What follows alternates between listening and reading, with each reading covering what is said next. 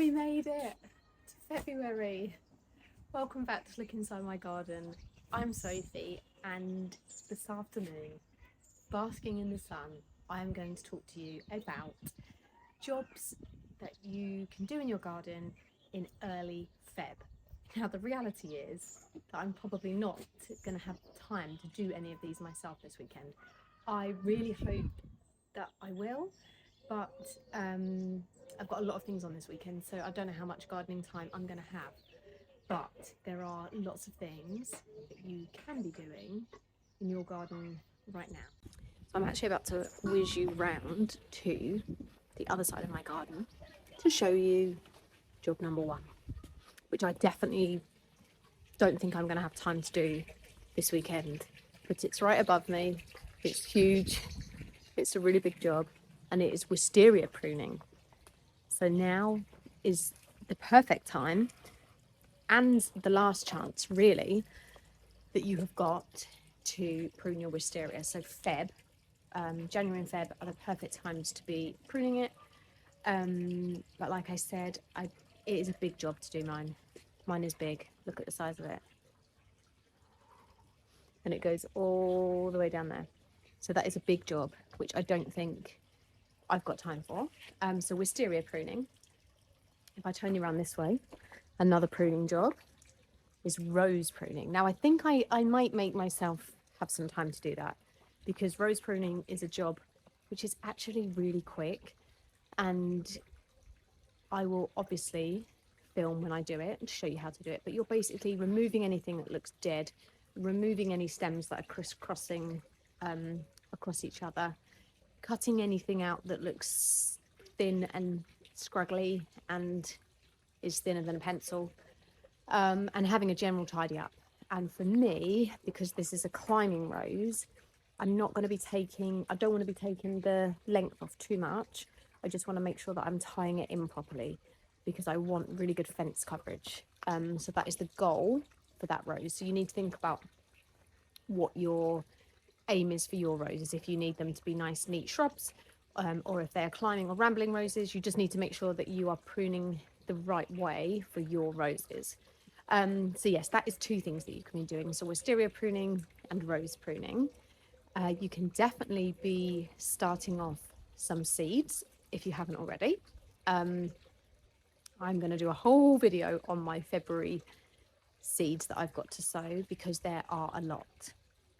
I love to sow seeds, and I just need to work out exactly what I'm going to do when, and then where they're all going to go.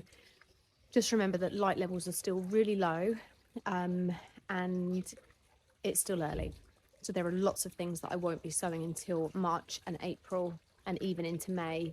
But there are definitely things that I will be starting in the next week, which is really exciting. But other jobs that you can do around your garden, you can tidy up any leaves which you might still have left lying around. I actually think, just looking around, that most of ours are tidy. That's no thanks to me. That's Ben. That's all Ben. So yeah, things like that look quite tidy here. Other things which you can be doing is planning and thinking about, have a really good think about what you're really wanting to add to your garden for this year. I know that often January and February are times for me where I write a list of the plants I really, really want in the garden and just bite the bullet and order them. Adding perennial plants is the best thing that you can do, because they are just going to come back bigger and better every year. You can then take cuttings and divide them and create more plants for free. And now is the perfect time to be ordering them and getting them in your borders. As long as the ground isn't frozen, it's the perfect time to get stuff in. So yeah, I definitely recommend that you think about doing that. If it's really mild for you, like it is here for us in West Sussex, I'm zone 9A, by the way. I don't know if I've ever told you that. Then dividing perennials. You may well have some perennials in your garden which are dormant or just starting to wake up, or they will be this month. Then you can chop them about and move them now. I definitely always break all rules when it comes to dividing perennials, and actually there's lots that I prefer to do in the autumn, but it is much better to do it now than when other things are about to start flowering. I always think while your garden is looking dormant, get all those messy jobs done, and then divide up all your plants and get them in place ready for flowering in spring. So that will be a good thing to do. Other things to do in your garden, not that this is relevant to me at all, but fill up your bird feeders and make sure that the birds have got water. The birds use my pond for their water and bathing, and we do not feed birds in this garden because of our cat. We have got the killer cat who just hunts birds all day long.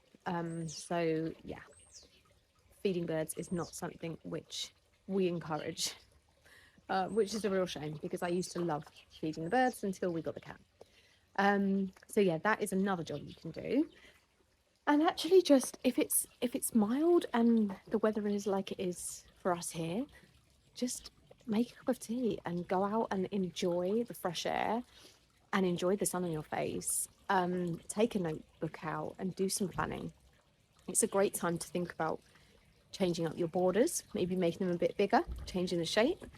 This exact time last year, we completely changed this garden and took up all the lawn, decided to go for a gravel garden, changed the shape of the borders, made them bigger, filled them with teeny tiny cheap perennial plants.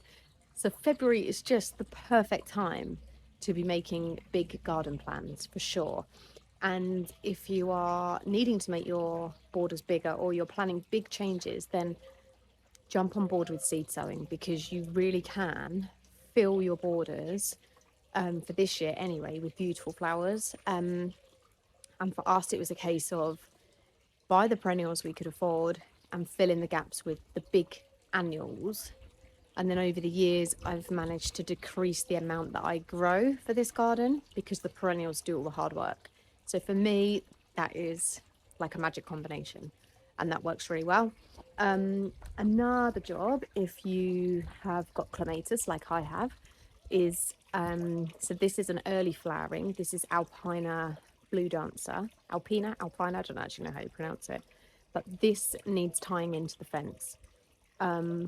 It doesn't get pruned, it just needs pulling about and retying in. And then I have got a clematis here which I need to prune. So you prune it down hard to the first pair of strong buds that you can see. I'll show you how to do that. Again, I don't think I'm going to have time for that. And I've got another one down there that needs pruning as well. So that's another pruning job. If you've got steeper grass like I have here, it's a good time to give them a little comb through. Let's go and have a little look in the greenhouse. My greenhouse is really quite full, so it's also a really good time to have a sort through of your seedlings, maybe do a bit of potting up, which I find really therapeutic. I love that job.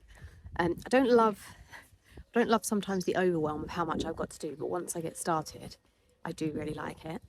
So yeah, let's have a look at what's in the greenhouse and what potentially I could be doing. Right, so here we are in the greenhouse. And actually I did manage to do some thinning out this week, which is, I can't even really show you an example. Where are the ones that I did? Here. So for example, thinning out is where you might have a clump of seedlings like this from your initial sowing, and it's the process of plucking them out and putting them in their own cell tray. You might have loads of that to do. And it's one of those jobs, yeah, that seems overwhelming, but once you get going, that is a good job done. And it's a perfect time to be doing that and really having a look at the seedlings that you've got and making space for mass seed sowing, which is going to be happening very soon. A few days ago, I treated in here with a treatment for fungus gnats, because I had a real fungus gnat problem in my compost, so that's all sorted now. Got lots and lots of larkspur, which are my all-time faves. I'm protecting them every night from the sluggies, I just keep checking the roots to check that they're not getting pot bound or anything, which they're not at the moment. It's a bit windy. I've got my dodgy tripod out here. So yeah, that is a handful of things that you can be doing in early Feb.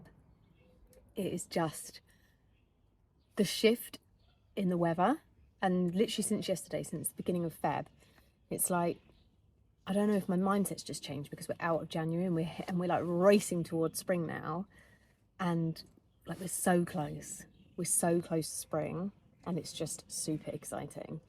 As a gardener, it's just the best time, and maybe a little bit busy, but so much to do, so much stuff to help us, like the power of gardening for our mental health and well-being, and just connecting with nature. Even I can hear the birds cheeping really loudly, and it's just the best feeling ever. So yeah, it's just a great time to be a gardener, and it's a really exciting time to be starting projects in your garden and making big changes. So I hope that might give you a few ideas of perhaps what you can do in your garden. So there we have it. So thanks very much for watching. Don't forget to subscribe if you would like to see more of what is going on in my garden. I upload on a Friday and a Monday. At the moment, those days seem to be working for me, and I've got lots of great content coming for Feb. So I will see you again soon.